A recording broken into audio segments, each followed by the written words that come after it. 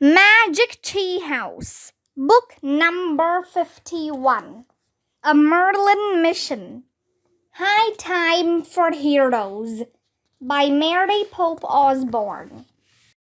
Chapter 3, Beasts on the Nile. All aboard, said Charles. The English couple led the way across a short gangplank onto the deck of their sailboat. The boat had a long cabin and a tall mast with a furled sail. 2 crew members in white clothes were mopping the deck. "Miss Selina," one called. "Lord and Lady Bickerson are waiting inside to visit with Miss Florence." "Oh, no, I didn't know they were coming," Selina said under her breath. Charles stopped and stroked his mustache. "Excuse me, my dear," he said, "but while those particular folk are aboard, I believe I shall take a stroll. Pleasure to meet you, Jack and Danny." He tipped his hat, then retreated back down the gangplank. "Coward!" called Selina. Charles turned and saluted her from the riverbank. "Do give my best to the Bickersons, darling. Ta-ta," he said, and took off. "Who are the Bickersons?" asked Annie. Selina sighed. "Lord and Lady Bickerson are aristocrats from London," she said. "They're friends of Florence's family. Come and meet them, brave American children. It might be good for your education." The boat rocked gently on the calm water as Jack and Annie followed Selina across the deck. "Aristocrats?" Annie whispered to Jack. "That's like royalty, right?" "Sort of," said Jack. "We have to act proper." "No problem," said Annie. "We've hung out with Empress Maria Theresa of Austria and King Philip II of Macedonia." "Yeah, well, don't mention that to anyone," said Jack. "Duh," said Annie. Selina stopped in front of one of the cabin doors and took a deep breath. "Are you ready?" she asked Jack and Annie. "Yes," said Jack, eager to get out of the heat and away from the flies. Selina opened the door and motioned for Jack and Annie to follow her. They walked into a small sitting room with green-paneled walls and dark woodwork. It took a moment for Jack's eyes to adjust to the shadowy room. It was much cooler inside than outside, but the red-faced man and woman sitting stiffly on straight-backed chairs were both fanning themselves frantically. "Lord and Lady Bickerson, hello! I am sorry that Florence is not here now. I'm sure she will be back soon," said Selina. "But in the meantime, please meet Jack and Annie from America." "Hello," Jack said with a bow. "Greetings, my lord. Greetings, my lady," Annie said with a curtsy. The aristocrats barely nodded. They fanned themselves harder. "Have a seat, children," said Selina. Jack and Annie sat on the edge of the sofa. Jack tried to keep his back as straight as he could. When he saw Lady Bickerson scowl at his hat, he quickly pulled it off. "How are your lordship and ladyship today?" asked Selina. The 2 aristocrats spoke at once. "Terrible and wretched," said Lord Bickerson. "Burning up," said his wife. "Oh, I'm so sorry," said Selina. But Jack noticed she didn't sound sorry at all. "We saw a dreadful beast this morning," said Lady Bickerson. A dreadful beast? Selina repeated. Yes, a crocodile, said Lord Bickerson. And a servant told us a hippopotamus was spotted upriver yesterday. Nile hippos kill people, you know, and Egyptian jackals have been seen recently, too. They come out at night and slay small animals. He looked at Jack and Annie. They have even been known to attack children. Furthermore, our servants have been telling us about the snakes in Egypt, said Lady Bickerson. The black mamba, for instance. One bite from that monster contains enough poison to kill 20 people. Oh my, let's hope, began Selina. Of course, the biggest killer in this land is the vicious little mosquito, Lord Bickerson interrupted. Egyptian mosquitoes can carry terrible diseases. Malaria, for one, fever, coma, death. Oh, such misery, said Selina. Yes, aren't we all terribly miserable and frightened in Thebes, said Lady Bickerson. Actually, I'm not miserable or frightened, Annie said thoughtfully. We saw a crocodile today, too, but it was harmless. She smiled at Lord and Lady Bickerson. They stared back at Annie as if she were the little mosquito. Suddenly a servant threw open the door, stood at attention, and spoke in a loud voice. Countess von Kensky. A glamorous-looking woman, draped in a red silk shawl, bustled in. Her dark hair was piled high on her head. On her shoulder was a tiny monkey.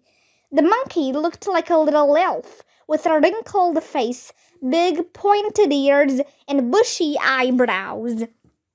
Oh, look, it's so cute, cried Annie. Countess von Kensky, I believe you have met Lord and Lady Bickerson, said Selina. Oh, yes, said the Countess, nodding to the Bickersons. But neither Cuckoo nor I have met these lovely children. Who are you? Jack and Annie from America, said Annie. Delightful, said the Countess. Jack and Annie, this is Cuckoo von Kensky. I am from Budapest, Hungary, but she is a baby baboon from the Sudan in Africa. Cuckoo, say hello. As the Countess leaned down toward Jack and Annie, Cuckoo grabbed Jack's ear with her tiny fingers and yanked hard. Ow! Jack said. The baby baboon grinned as if she thought Jack was funny. Cuckoo, no, said the Countess, pulling Cuckoo's hand from Jack's ear. A big no, thought Jack, rubbing his ear. Oh, whoa, said the baboon, looking at Jack with her big eyes. Oh, whoa yourself, said Annie, laughing and reaching out to pet Cuckoo. Careful, child, she'll bite you, said Lord Bickerson. Excuse me, my lord, but my darling Cuckoo never bites, said the Countess. The look on the Bickersons' faces grew even more sour as Annie rubbed the baboon's spiky-haired little head. Cuckoo stared at Annie with bright, curious eyes, then let out a shrill screech. Annie screeched back at her. Everyone laughed, except, of course, the aristocrats, who now glared at Annie and Cuckoo as if they were both little mosquitoes. Before the Bickersons could speak, the door opened again. A tall, slender woman stepped inside. Clutching a notebook, she was breathless, sunburned, and smiling. But her smile quickly turned to a look of dismay when she saw all the visitors. Florence! Finally! exclaimed Selina. Florence Nightingale wore a plain grey dress.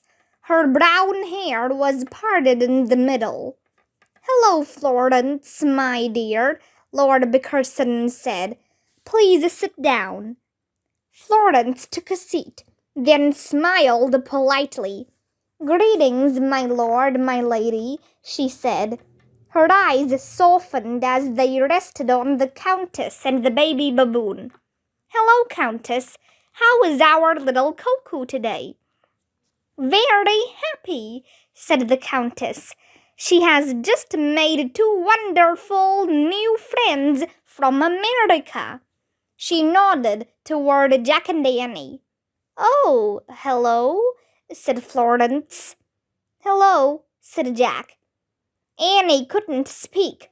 She just stared at Florence with wide eyes and a big grin. "Flo, this is Jack and Annie," said Selina. "They want to meet you." Florence looked puzzled. "But why?" she said. "For some reason, they believe you are a world-famous nurse who works in hospitals," said Selina. Florence looked curiously at Jack and Annie. "A world-famous nurse?" she said. "How strange." "Strange indeed," said Lady Bickerson with a snort. "Work in a hospital? It's unthinkable." "Unthinkable, my lady?" said Florence. "Well, your mother and father would certainly find it so," Lord Bickerson said huffily. A sad expression crossed Florence's face as she looked back at Jack and Annie. "No, children," she said, "I am not a world-famous nurse. In fact, I have never, not even for one day, worked in a hospital. My family would find it unthinkable." Selina jumped in to change the subject. "What Flo really loves is taking notes about the Egyptian ruins," she said to Jack and Annie. "That's why we make such wonderful traveling companions. She loves to take notes, and I love to sketch. Tell our guests about your morning, Flo." "I was at the Temple of Luxor," said Florence, brightening. "I studied the paintings, particularly the ones of Anubis." "Anubis?" said Jack. "The jackal god," said Florence. "He is on many tomb walls. Ancient Egyptians believed jackals protected the dead. I find that so fascinating." "That is fascinating," said Annie. Lady Bickerson shuddered. "Ugh, I find it gruesome," she said. "It's not gruesome at all, my lady," said Florence. "I find Egyptian mythology to be quite beautiful." "I think so too," said Jack. "Beautiful?" said Lord Bickerson. "I don't see how one could find anything in this land beautiful, Florence.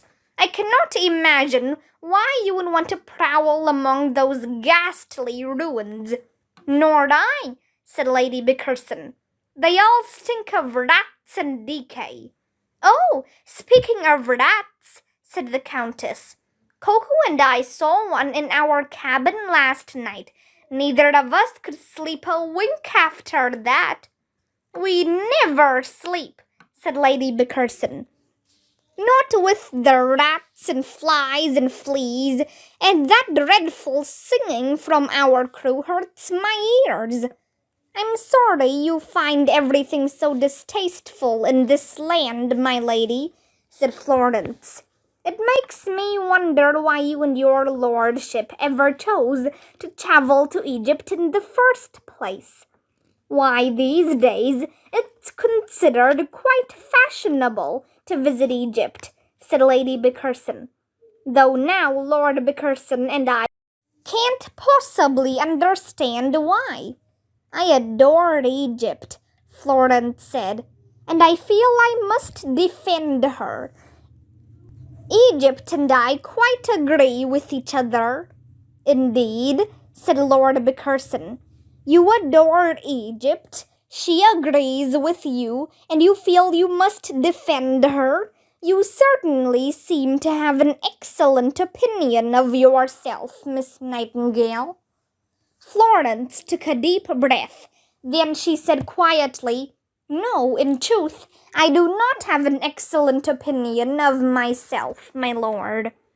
"I have an excellent opinion of you," Annie whispered.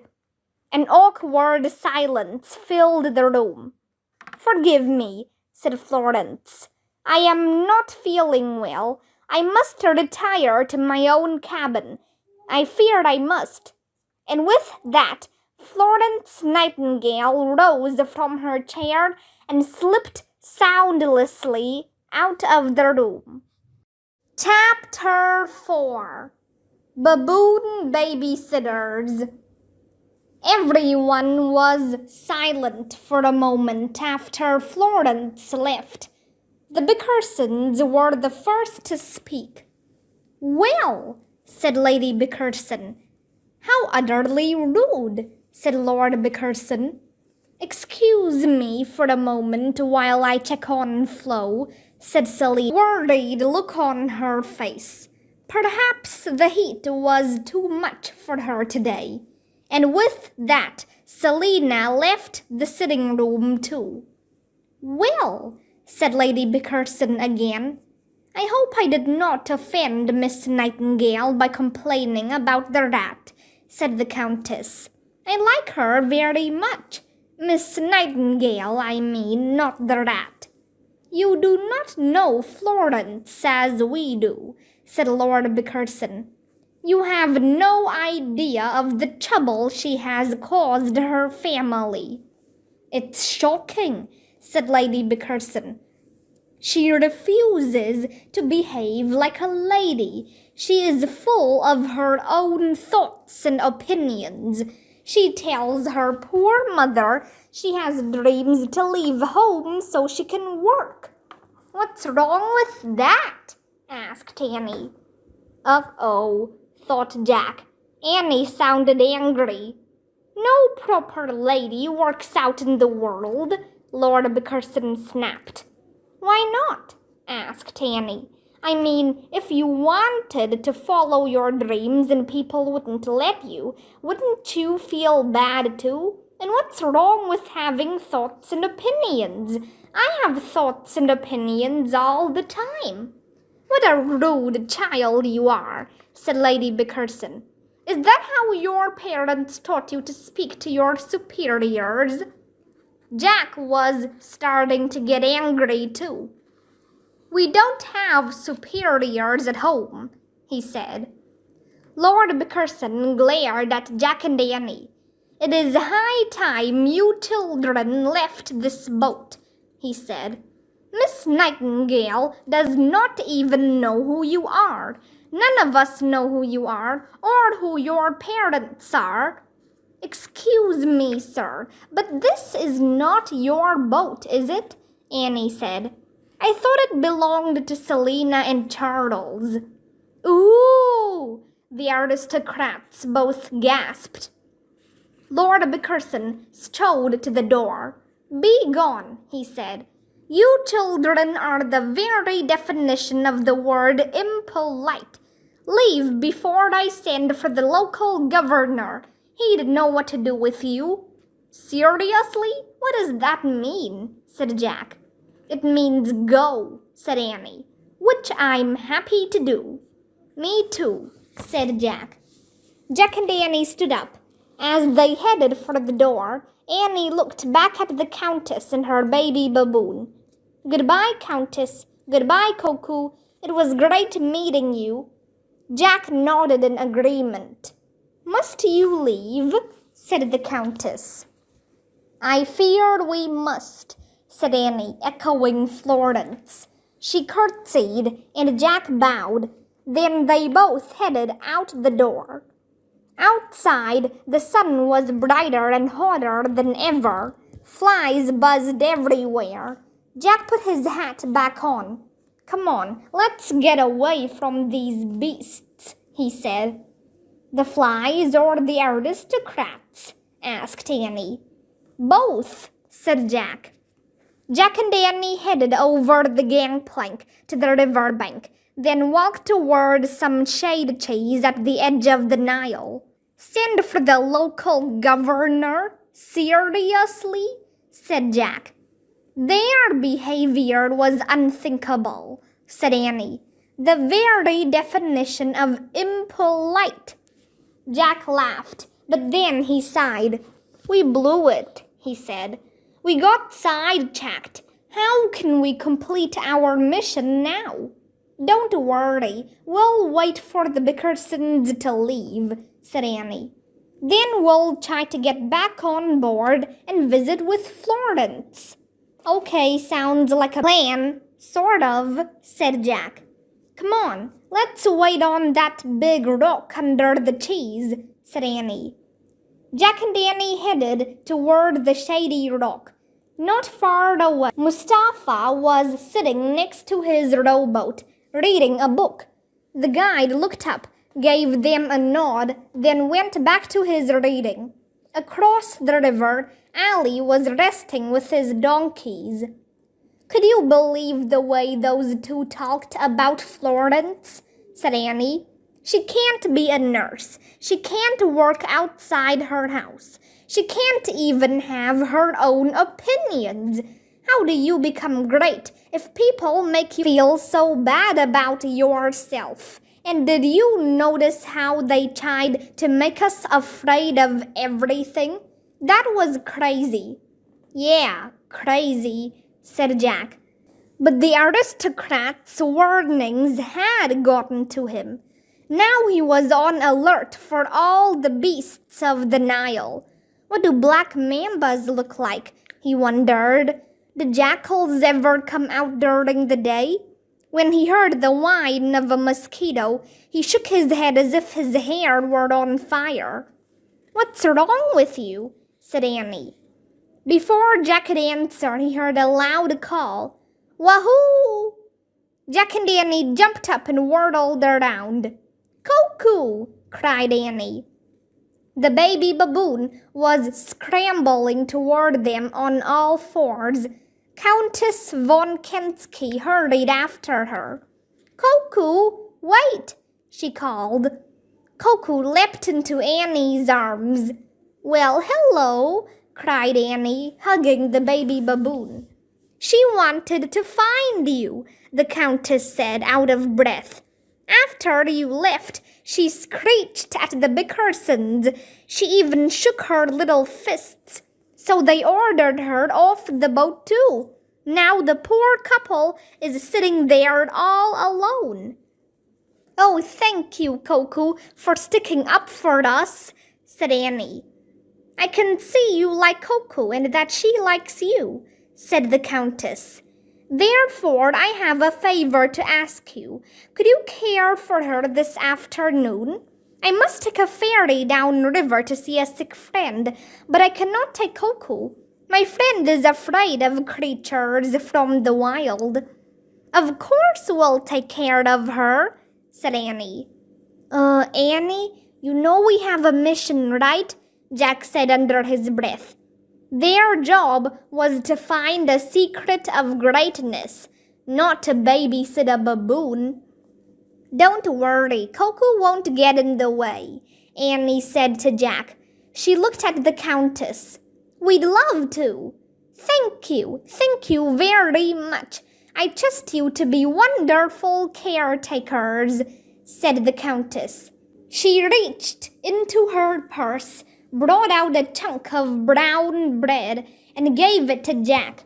Please give her bites of this when she is hungry or sad. I won't be back until nightfall. Where can we rendezvous then? Rendezvous? Said Annie. Yes, meet up with each other, said the Countess. Oh, how about Selena's boat? Said Jack. Good. You two are angels who dropped from heaven. Thank you so very much, said the Countess. Be good, Cuckoo. And she hurried down the river bank to catch her ferry. Oh, well, said Coco, looking after the countess. Don't be sad, baby, said Annie, sitting back on the rock. Your mom won't be gone long. Oh, whoa, the baboon said. She settled into Annie's lap, and Annie kissed her head. Would Coco like a snack? Jack asked. He broke off a piece of bread and gave it to her. He put the rest in his pouch.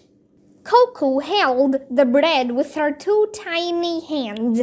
She chewed thoughtfully, looking from Jack to Annie with her bright eyes. She uttered funny little noises between bites. Suddenly she screeched and pointed upriver. Jack and Annie turned to look. Florence had left Charles and Selina's boat. Carrying a small bag, she was walking quickly down the riverbank toward Mustafa. Now's our chance, Jack said. Let's go, said Annie. Holding Coco, she hurried with Jack to Florence and the guide. I'd like to explore the Valley of the Queens, Florence was saying to Mustafa as Jack and Annie approached. Hi there, said Annie. Florence turned around. She looked startled. Oh, hello, she said. Coco let out another screech. We're babysitting Coco, Annie explained. Florence nodded. Jack could tell she didn't really want to talk to them. Are you going to take more notes this afternoon? Annie asked. Yes, I am, Florence answered. You're just like Jack, said Annie. He loves to write in his notebook too. Oh, how nice, said Florence. Jack was embarrassed. Florence's mind was clearly on other things. She nodded politely and then turned back to the guide. Shall we be off, Mustafa? Mustafa helped Florence into the rowboat and took his position. As the guide picked up his oars, Florence glanced back at Jack, Annie, and Coco. They were all just standing on the bank, staring at her. Florence sighed. Do you need a ride to the western shore? She said. Yes, please, said Annie. Then come, Florence said. You are welcome to join us. Thanks, said Annie. Jack didn't say anything. He didn't feel welcome at all. Jack and Annie climbed in with Coco and sat behind Florence. Mustafa used his oars to push the boat off the riverbank. As he began rowing across the Nile, the white-bearded guide sang the same peaceful song he'd sung before. Annie gave Jack a thumbs-up sign. Not really, Jack thought. Florence was sitting with her back to them now, writing in her notebook. How could they ever get her to pay attention to them? Look up Valley of the Queens, Annie whispered to him. Jack took the handbook out of the pouch on his belt. Then he and Annie silently read. About 3,000 years ago, the wives of the pharaohs were buried in the Valley of the Queens, near the Valley of the Kings. The tombs were cut out of limestone cliffs. Excuse me, Miss Nightingale, Annie said. Have you ever been to the Valley of the Queens? Without looking back, Florence shook her head. We find it fascinating, said Annie. She nudged Jack, letting him know it was his turn to speak. Did you know that the wives of the pharaohs were buried there about 3,000 years ago? Jack said.